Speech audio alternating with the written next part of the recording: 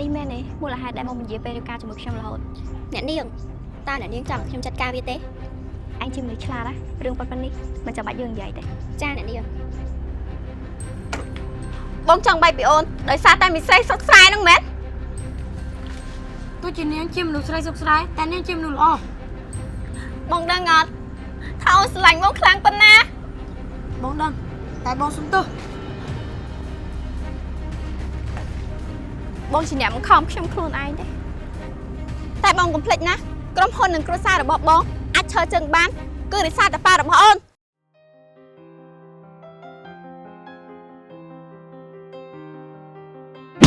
អូយ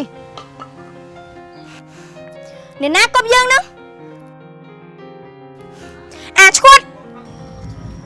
អូជាស្មានស្អីស្អាតមើលឲ្យចង់ភ្ញាក់អាចង្រៃកប់ត្រូវយើងឲ្យមិនសុំទោសយើងទេបែរជាមកថាយើងទៀតនាងជាអ្នកណាខ្ញុំជាស្រីស្អាតប្រចាំភូមិនេះហើយយ៉ាងម៉េច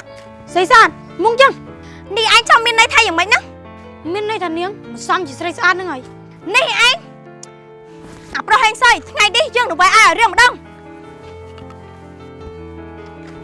អូយអូយជួយខ្ញុំបងអូយអូយអូយអូយអូយណែជប់លៀមមានរឿងអីហ្នឹងពូជួយខ្ញុំបងនេះចង់សម្លាប់ខ្ញុំហើយណាឈួតអ្នកណាចង់សម្លាប់ឯងកប់ត្រូវយើងឲ្យមិនសុំទោសយើងទេបែរជាមកថាយើងមកអាក្រក់ទៀតបាទអាក្រក់មែនឲ្យថាម៉េចឯងបានហើយឈប់ឆ្លូគ្នាលីអ៊ីឯងដឹងទេថាគេជានរណាគេជាកូនអ្នកមានដែលជួយឧបត្ថម្ភភូមិរបស់យើងហើយកូនអ្នកមានហ្នឹងវាយ៉ាងម៉េចខុសគឺខុសហើយខ្ញុំមិនសុខចិត្តទេពូថ្ងៃនេះត្រូវតែជំរាបបញ្ជាជាមួយនាងមិនអីទេក្មួយចាំពូជាអ្នកដោះស្រាយលីអ៊ីមកជាមួយពូចង់នាំខ្ញុំទៅណាទៅឲ្យម៉ែឪឯងបដៅមកក្មួយ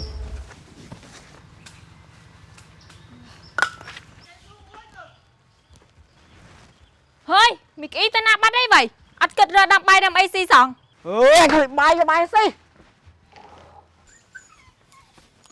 មួយថ្ងៃគិតតែផឹកនឹងហើយមិនគិតរកការងារធ្វើរកស្អីទេកុំនិយាយច្រើនពេកតែបែកមកហើយបងញ៉ាលោកមេភូមិមានការអីនោះដៅកូនស្រីផងដល់វាយគេតែប្រេះតែប្រាស់គ្មាននឹងខ្លួនឯងជាស្រីសោះមីនឹងអញឲ្យនៅផ្ទះដាំបាយដាំអីស៊ីបកាច់គិតនៅសោះគិតតែទៅបកករឿងអញវាយមីនឹងតិចមកអូយម៉ែខ្ញុំឈឺម៉ែអូយម៉ែខ្ញុំសុំទោសម៉ែមួយថ្ងៃដើរតែបកករឿងមិនចេះចាប់សងម៉ែឲ្យខ្ញុំសុំទោសខ្ញុំដឹងខុសហើយចាប់ពីថ្ងៃហ្នឹងទៅខ្ញុំលែងហ៊ានធ្វើអញ្ចឹងទៀតហើយបើឲ្យវាធ្វើរោងចក្រយកលុយអានទីស្រាប់ផឹកស្រួលជាងបានទេជួយវាយវាទៅពូមីងខ្ញុំក៏ថាជួយវាយនាងទៅយ៉ាងម៉េចប៉ុណ្ណឹងពេញចិត្តលោកហើយមែន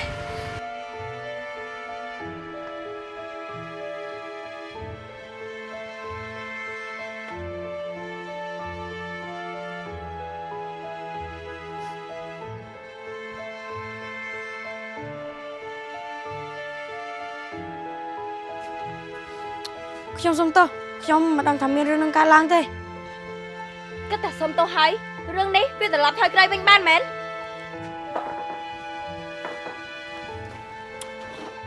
អត់អីទេមែនខ្ញុំមិនអីទេហើយមិនបាច់មកខ្វល់ជាមួយខ្ញុំទេ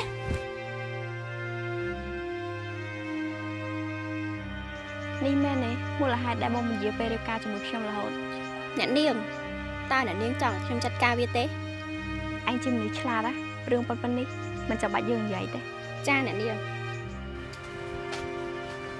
បងឆាតបងអង្គុយនេះមួយអូនតិចមកយីតាមកទីនេះធ្វើអីលោកពូឲ្យអូនមកនៅទីនេះដើម្បីមើលថែបងខ្លាយបែងមកនៅស្រុកស្រែពិបាកហ្នឹងណាបងមិនអីទេបងធំហើយមិនមែនកូនក្មេងទេមិនចាំបាច់ឲ្យអូនមកមើលថែទេមិនបានបងនិយាយអញ្ចឹងនិយាយមកដូចជាមិនចង់ឲ្យអូននៅក្បែរសោះក្រែងយើងជាគូដណ្ដឹងគ្នាអីយីតា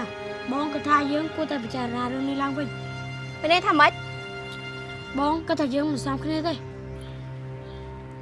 បងចង់បែកពីអូនមែនយីតាឲ្យបងសុំទោសបងចង់បែកពីអូនដោយសារតែមីស្រីសុកស្រែហ្នឹងមែនទោះជានាងជាមនុស្សស្រីសុកស្រែតែនាងជាមនុស្សល្អចុះអូនតាក់តឹងបងរាប់ឆ្នាំហើយបើជាមកចាញ់មីស្រីស្រុកស្រែដែលបងទៅតែស្គាល់ពី3ថ្ងៃហ្នឹងមែនស្នេហាមិនអាស្រ័យលើពេលវេលាទេគឺអាស្រ័យទៅលើចិត្តនឹងបេះដូង បងដឹងអត់ថាអូនស្រឡាញ់បងខ្លាំងប៉ុណ្ណា បងដឹងតែបងសុំទោស បងជាអ្នកបង្ខំខ្ញុំខ្លួនឯងទេលីន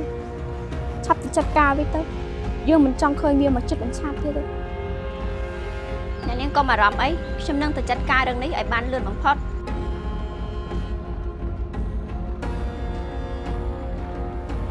ស្រីមកក្រាស់នាងឯងចង់ទៅណា យើងមានឈ្មោះរបស់យើងត្រឹមត្រូវ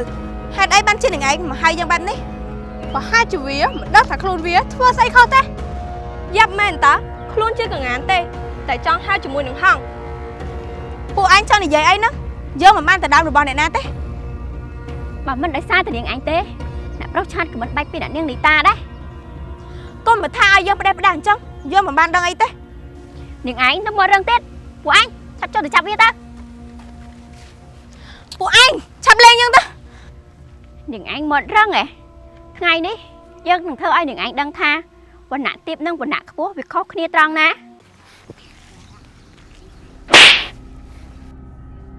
ជប់ឡើងហេតុអីបានជាពួកឯងធ្វើបំនាងបងឆាត អូនមានត្រូវរបួសត្រង់ណាអត់ ខ្ញុំមិនអីទេ បើមិនអីល្អហើយ ពួកឯងអ្នកណាបញ្ជាពួកឯងមក គ្មានទេ ឈប់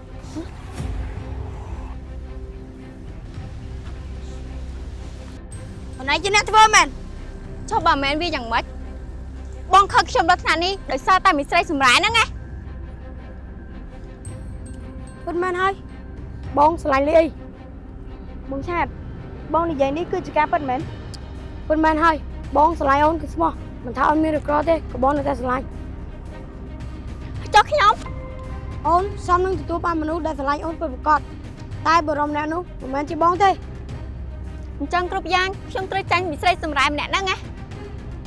អូនមិនបានចាញ់ទេគ្រាន់តែបេះដូងរបស់បងជ្រើសរើសយកមនុស្សផ្សេងប៉ុណ្ណោះ តែបងកុំភ្លេចណាក្រុមហ៊ុននិងគ្រួសាររបស់បងអាចឈរជើងបានគឺរិះសាតែប៉ារបស់អូន បើការរស់នៅត្រូវបដូរជាមួយក្តីស្រឡាញ់ពិតបងសុខចិត្តបាត់បង់អ្វីៗទាំងអស់ បងឆាតខ្ញុំគិតថាខ្ញុំមិនស័ក្តិសមនឹងបងទេ សម្រាប់បងអូនគឺជាមនុស្សដែលមានតម្លៃជាងគេចាប់ពីថ្ងៃនេះទៅបងនឹងការពារអូននៅខ្លួនឯង បោះពួកយើងទៅវិញ